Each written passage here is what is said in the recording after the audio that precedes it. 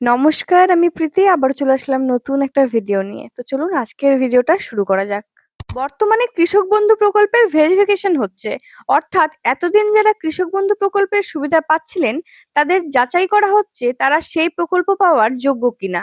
আমাদের প্রাক্তন মুখ্যমন্ত্রীর আমলে যারা কৃষক বন্ধুর সুবিধা পেত তারা পিএম কিষানেরও সুবিধা পেত। আজকের ভিডিওতে আমি সেটাই ক্লিয়ার করব যে একই নিয়ম থাকছে কিনা এবং নতুন কৃষক বন্ধু কারা পাবেন এবং কারা পাবেন না সেটা নিয়েই আজকে আমি আলোচনা করব, তাই ভিডিওটা শেষ পর্যন্ত দেখুন।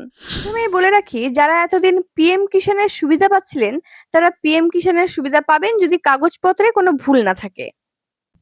যারা এতদিন কৃষক বন্ধু পাচ্ছিলেন তারা ভেরিফিকেশনের পর কৃষক বন্ধু প্রকল্পও পাবেন।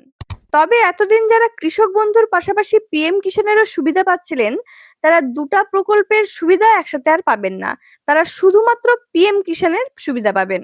কৃষক বন্ধু প্রকল্পটা আপনাদের একাই বাতিল হয়ে যাবে, এটার জন্য আপনাদেরকে কিছু করতে হবে না। এবার বলি ভেরিফিকেশনের পর কারা কৃষক বন্ধু প্রকল্পটি আর পাবেন না।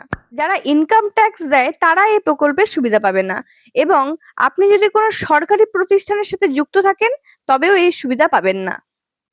এসআইআর এর নাম বাদ গেলেও পাবে না, এবং তার ভোটার কার্ড ও আধার কার্ড সঠিক থাকতে হবে। আর প্রত্যেকটা বাড়ি থেকে শুধুমাত্র একজন করেই এই প্রকল্পের সুবিধা পাবে। এবং কৃষক বন্ধু প্রকল্পের সুবিধা পেতে গেলে তাকে অবশ্যই কৃষক হতে হবে। এরকমই গুরুত্বপূর্ণ আপডেট পেতে গেলে এই চ্যানেলটিকে অবশ্যই সাবস্ক্রাইব করে রাখবেন। ধন্যবাদ।